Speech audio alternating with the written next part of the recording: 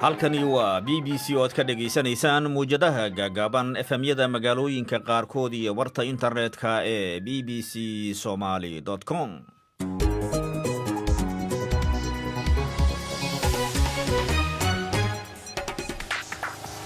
kulanti wacan oo wanaagsan dhegaystayaal dhammaantiinba waa habeen jimca soo galayo 26 Julaay sanadka 2017.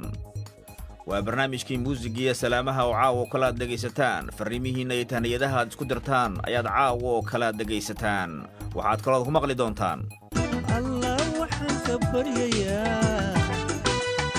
inaad kala heshaan uga ducaysan abaalwaalidguda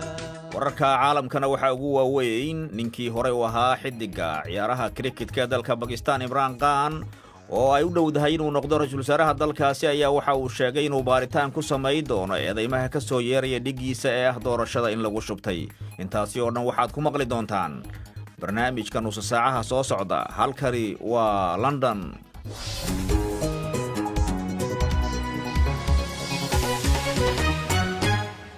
marka hore ku soo dhawaada wararka BBC-da iyo Axmed Nagaashe. mahadsanid Saalimiin. xidigii hore kriketka Pakistan Imran Khan oo ra'iisul wasaare inuu noqdo ay u badan tahay ayaa sheegay inuu doonayo inuu baadho eedaha raggii la loolamayay sheegeen ee ah in lagu shubtay codka doorashadii guud. hadal toos oo laga baahiyey telefishinka ayuu Khan ku sheegay inaanay dhici doonin in dadka ka soo horjeeda colaad siyaasadeed oo wax lagu yeelayo uu qaadan doono. natiijada barhkeed oo soo baxday ayaa muujinaysa in xisbigiisu noqon karo ka ugu kuraasta badan baarlamanka. Khan waxaa kaloo uu ballan qaaday inuu xidhiirka Maraykanka u dheeli tiri doono si labada dalbadani ugu jirto. Imran Khan dadka ka soo horjeeda ayaa waxay sheegeen inuu musuq badan oo doorashooyinka oo isagoo loogu danaynaya u dhacay.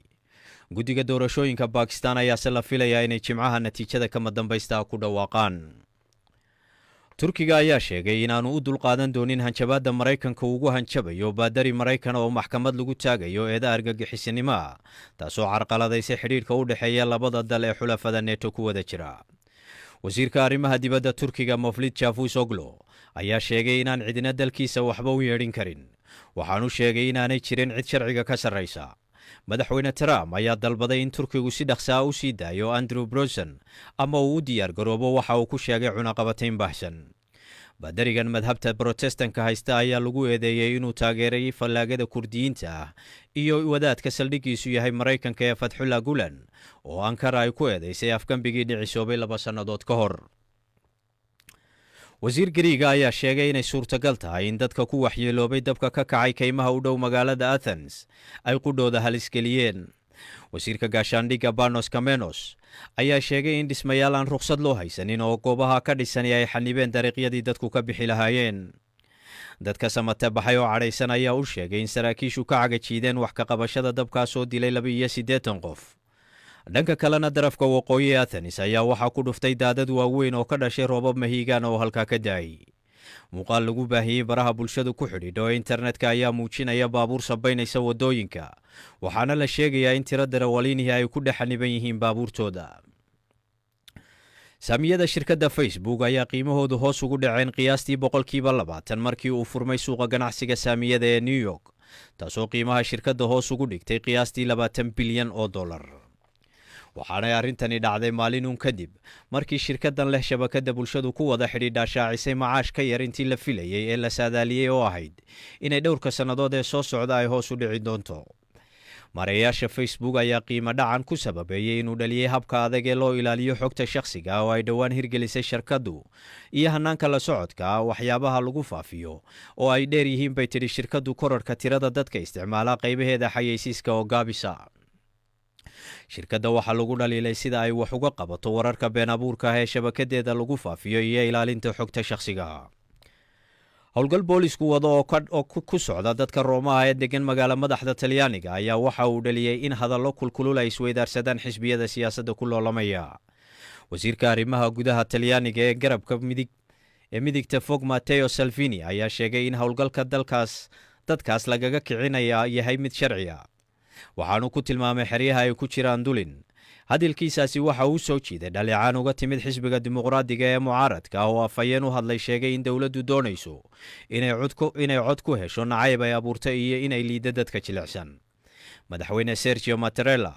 ayaa isaguna hadlay oo sheegay sida uu uga xun yahay dhacdo ka dhacday magaaladaas oo inan yaroo 13 bilood jirta lagu toogtay oo dhaawac xumi gaadhay. booliska Itoobiya ayaa sheegay in maareeyihii mashruuca biyo xidheenka la isku maandhaafsan yahay ee meydkiisa laga helay gaadhigiisa oo dhex yaala bartamaha Addis Ababa madaxa laga toogtay, waxaanu boolisku sheegay in baastoolad laga helay baabuurkiisa. Simagnow Bakele waxa uu ahaa madaxa injineerada dhisa biyo xidheenka oo waxaa muuqiisa lagu xasuusan jiray mar kastaba mashruucaas oo ay ku baxayso $4 bilyan oo laga dhisayo webiga Blue Nile si looga dhaliyo quwadda Lake Tiriga. Masar ayaa walaac weyn ka muujisay biyo xidheenkaas oo sheegtay inay saamayn doono biyihii gaadhi jiray dalkeeda. warkii duniduna waa naga intaasaan idinku celiyo London. mahadsanid Axmed Nagaashe, halkani waa London.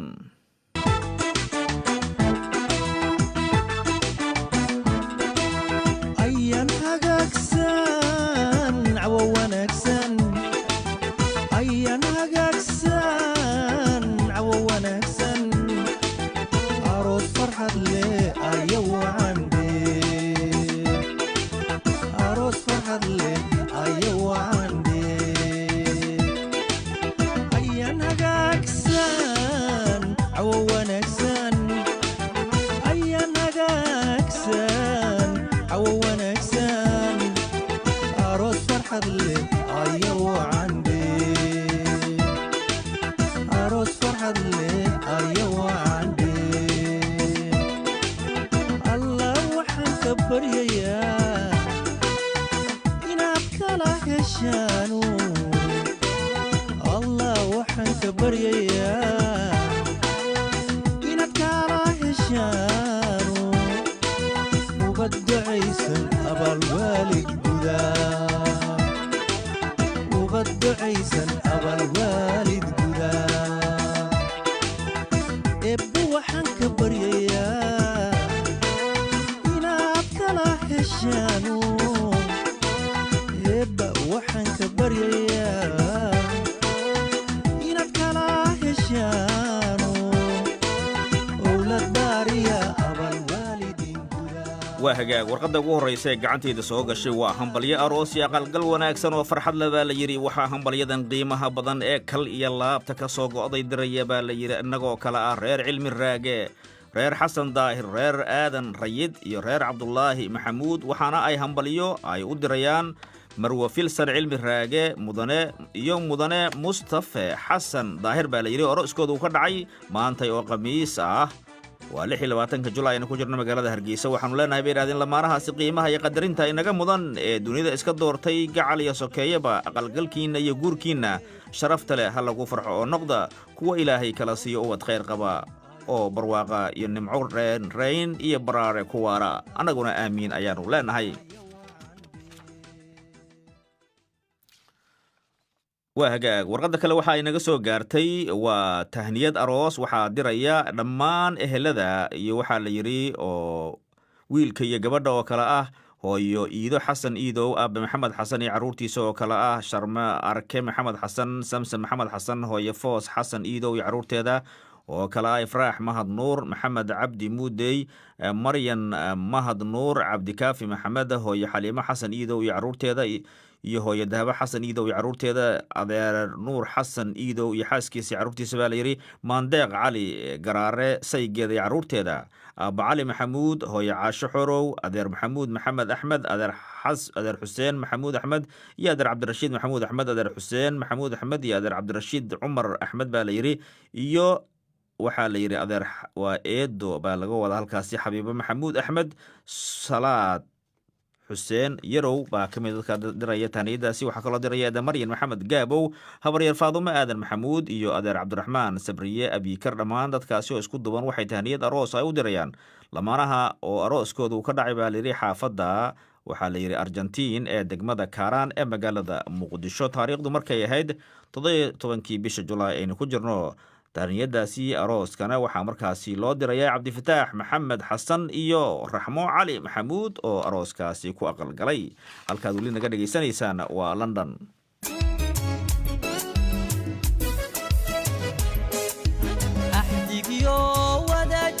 wadaajirkeenna anigu kolka weecan maayo adoo wehelkayga doonay waraabe ku siini maayo axdigiyo wadaajirkeenna anigu kolka weecan maayo adoo wehelkayga doonay waraabe ku siini maayo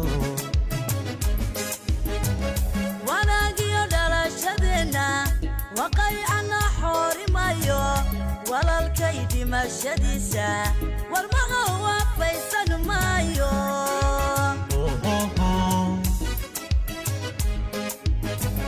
wanaagiyo dhalashadeenna waqaycana xoorimayo walalkay dhimashadiisa warmaha waafaysan maayo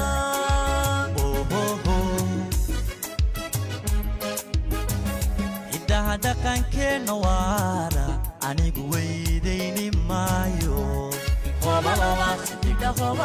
hidiyo waddankan ku faano waraaqa ku doorsan maayo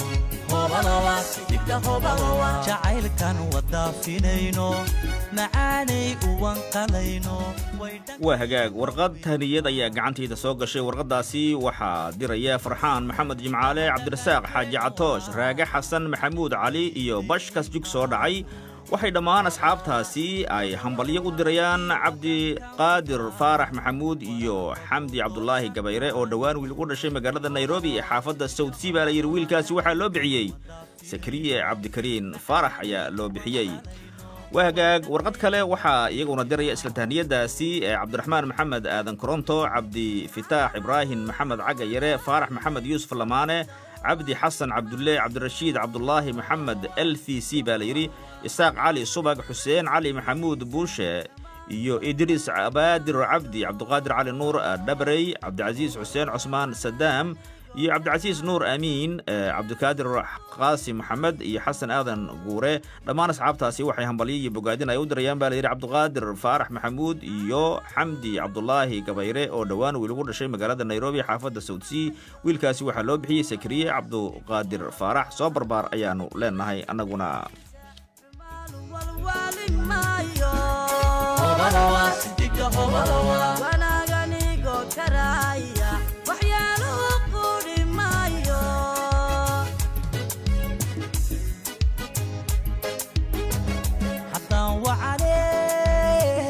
haddaan wacaanay yeshiinay walaaci naga dhammaaye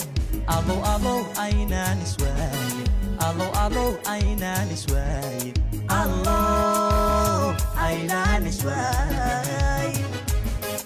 kalsoonidu waa muhiime sidaan adigu wakiishay uweyne gurigalkeenna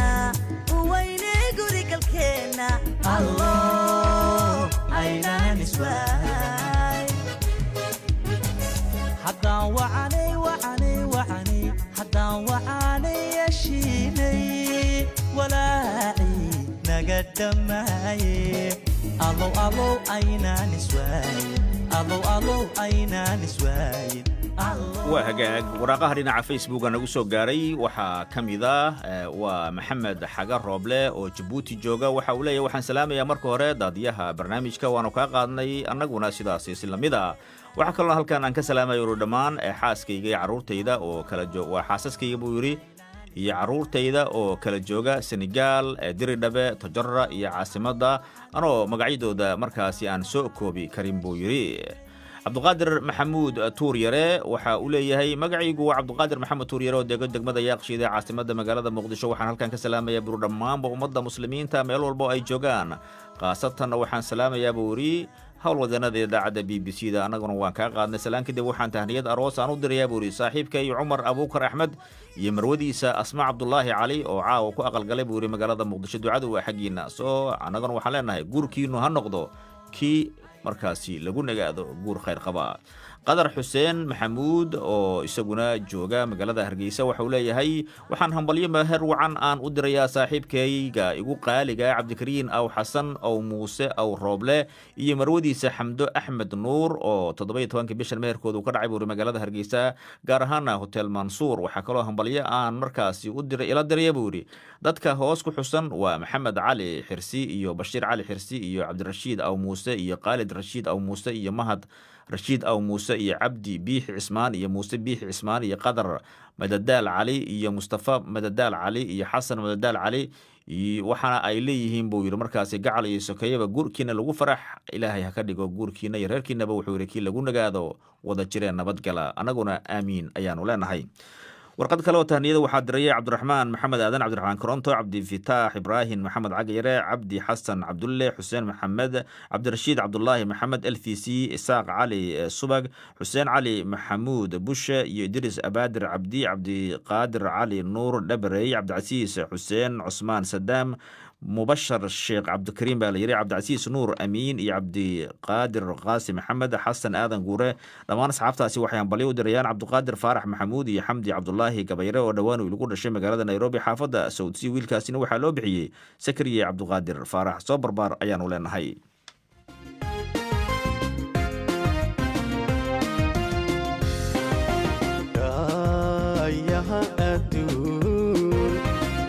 raad ka dhigay kumandehan weli midaan kula dhigo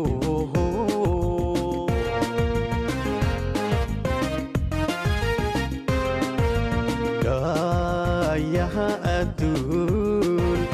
intan raad ka dhigay kumandehan weli midaan kula dhigo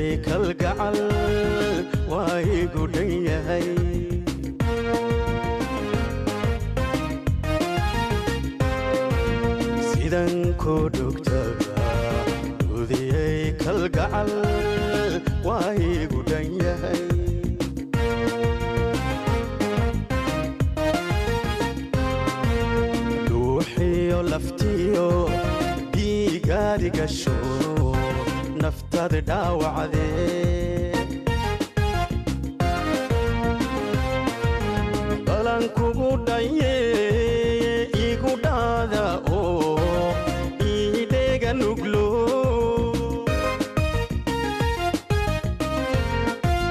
ruuxiyo laftiyo dhiigaadi gasho naftaada dhaawacdee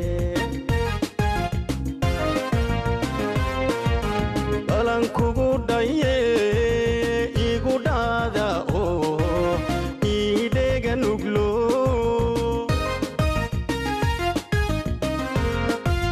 sida laba isdhalay an isbeelino waa hagaag waraqaha dhinaca Facebook nagu soo gaaray goorowna waxaa ka mid ah Najiib Jarane waxa uu ku sugan yahay degmada gunagado ee gobolka Jarar baa la yiri waxaanu halkan ka salaamayaa buu yiri markaas dhammaan ummadda Soomaaliyeed inta magacayga ee muuqayga taqaano sidoo kale waxa warqad kale soo diray isaguna Yuusuf Cabdullaahi Cabdi oo dhinaca Facebook noogu soo diray jooga magaalada Nairobi dalka Kenya waxa uu leeyahay waxaan halkan uga hambaleynayaa oo dhalasho uga diray Buur Maxamed Xasan Salaad oo ay gabar uga dhalatay Itoobiya gaar ahaan degmada Mustaxiil waxaan leeyahay buuri soo barbaar adeer ayaan leeyahay buuri Maxamed Axmed Bulaale oo isagu jooga Taleex waxaan salaamayaa buuri daadiyaha barnaamijka salaamaha oo aanu ka qaadnay waxaan halkan ka salaamayaa buuri sidoo kale walaaladay oo kala ah buuri Najax Axmed Bulaale iyo Saciid Axmed Bulaale iyo Muno Axmed Bulaale iyo Xasan Axmed Bulaale iyo Badriye Axmed Bulaale iyo Cabdikariin cali sawda cali iyo dhammaanba eheladayda reer bulaale oo kala jooga dalka iyo dibaddiisa iyo asxaabta aan markaasi ku saaxiibna buu yidhi b b c soomaali sida ay u dhan yihiin dhammaantoodba cabdi geesi ayaa isaguna waraaq soo qoray waxa uu leeyahay waxaan halkan ka salaamayaa buu yidhi dhinaca facebook buu noogu soo diray cabdi geediye daadiyaha barnaamijka waanu kaa qaadnay saaxiib salaan kadib waxaan halkan salaan qaaliya aan u marinaa baa yidhi dhammaanba ummad weynta soomaaliyeed gaar ahaana inta magacayga iyo muuqayga taqaano oo waxaan leeyahay buu rabbi haydanka xifdiyo oo markaasi ayuu leeyahay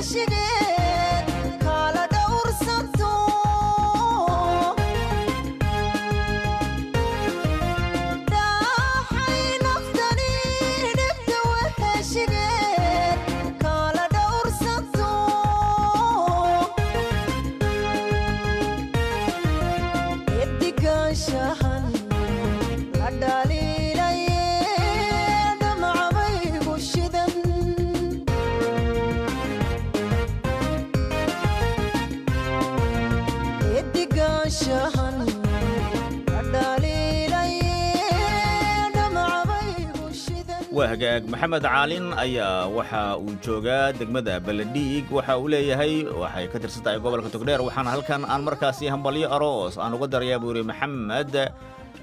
waa maxamed biitaaye iyo marwadiisa wuxuu yidhi waa barwaaqo aadan oo arooskooda uu ka dhacay degmada baladhiig ee ka tirsan gobolka togdheer waxaana la mida buu yidhi dadkaasi oo sidoo kale hambalyo diraya maxamed cali caalin nimcaan jaamac maxamed iyo shiino jaamac maxamed iyo maxamed deeq dawlad iyo cali aadan maxamed iyo aamina aadan maxamed iyo qadar saleebaan maxamed iyo maxamed ciise maxamed shaman dadkaasi waxay hambalyo markaasi aan la soo koobi karin ay u dirayaan baa layidhi boqorka iyo boqoradda maxamed iyo barwaaqo oo arooskooda uu ku dhacay balidhiig cabdirashiid maxamed cumar waxa uu joogaa magaalada boorame waxaan halkan ka salaamayaa buu yidhi dhammaanba shaqaalaha laanta af soomaaliga ee b b c da gaar ahaan daadiyaha barnaamijka waanu kaa qaadnay saaxiib marka xiga waxaan salaamayaa buu yidhi maxamed cumar iyo walaalkay waxaan kaloo aan salaamayaa buu yidhi saaxiibada aanu ku saaxiibnay bogga facebooka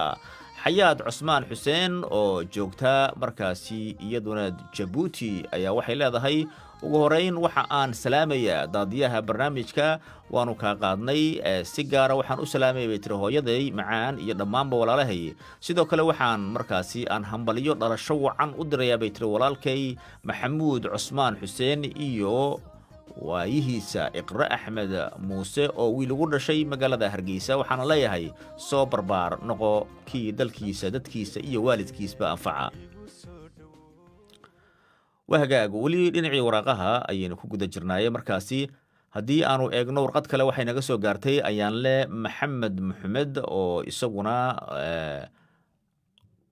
waxaa la yidhahdaa ayaanle maxamed maxamed warfa ayuu ku magac dheer yahay waxa uu joogaa degmada marka idhan buu yidhi waxaan halkan hambalyo dhalasho farxad leh aan ka darayaa buu yidhi aan u dirayaa hooyo caasho ayaan u dirayaa buu leeyahay xasan fanax oo jooga gaalkacyo ayaa hambalyo diraya dhinaca facebook ayuu nagu soo gaarsiiyey waxaan halkan hambalyo iyo bogaadin aan hawada u marinayaa buu yidhi dhammaanba maamulka macalimiinta iyo ardayda dugsiga sare ee bacaadweyn buu yidhi dugsigaasi sare oo isagu kaalimaha hore ka galay buu yidhi imtixaankii shahaadiga ahaa ee fasalka afraad ee dugsiga sare ee wasaaradda waxbarashada ee puntland ay shaacisay waxaanan hambalyo aan la soo koobi karin u dirnay dhammaanba ardadaasi halkaad weli naga dhegeysanaysaan waa london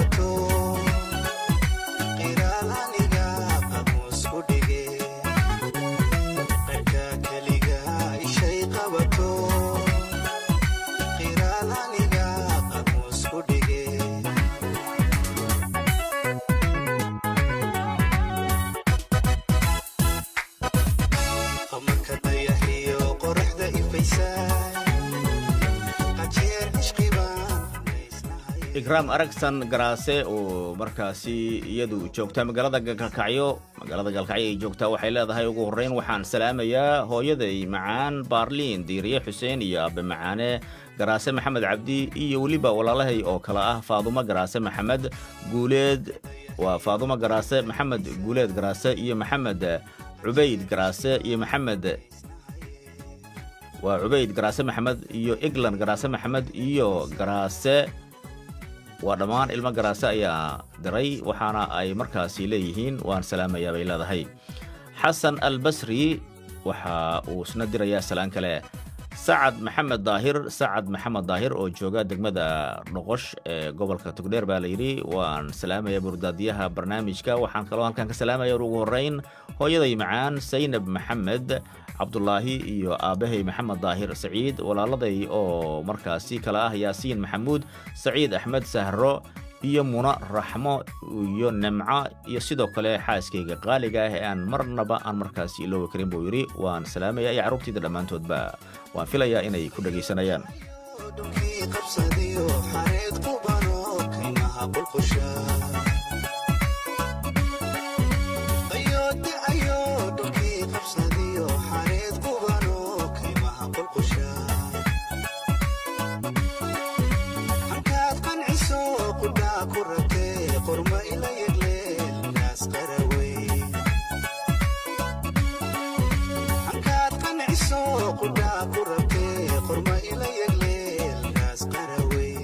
cabdicasiis cabdulaahi daahir faarax oo markaasi jooga magaalada beled xaawo oo ka tirsan gobolka Gedo waxaan ugu horreyn salaamayaa buuri daadiyaha barnaamijka waana ka qaadnay saaxiib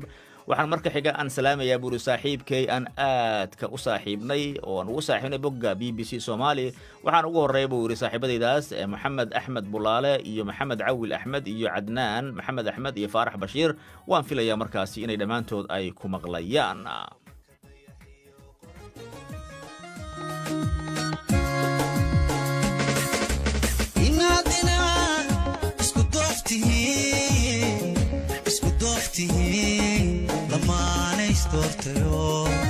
wadaaga dareentihiin ilaa xad isteeqayo istaawadaatihiin inaad isku doogtihiin dhammaanaysdoortayo wadaaga dareentihiin ilaa xad isteeqayo waa hagaag waraaqaha ugu dambeeya waxay naga soo gaareen abwaan faarax sharafey waxa uu leeyahay magacaygu waa farxaan cabdi yare dabcan anaysta ayuu marka hore la baxay baa laga yaabaa waxaan joogaa buuri magaalada boosaaso waxaan tahniyad aroos oo aad u qiimo badan aan u dirayaa fartuun cabdi yare iyo cali baruur iyo saygeeda jaamac faarax cadde oo markaasi taariikhdu markay ahayd buu yidhi 25kii bishan aynu ku jirno ee julaay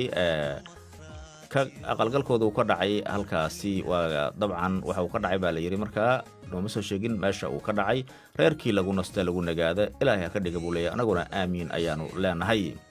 waagaaga cabdirashiid muuse ardaale oo isagu jooga dilaa waxaan halkan ka salaamayaa buuri ugu horreyn aabbahay muuse ardaale iyo walaalahay iyo dhammaanba cid walba oo magacayga iyo muuqayga taqaano barnaamijkii muusigii salaamuhuna waa naga intaa tan iyo kulanti dambene waxaan idinkaga tegayaa markaasi BK dhammaashadiyo ciyaar dartiin baa loo tumee allow gurigeena daa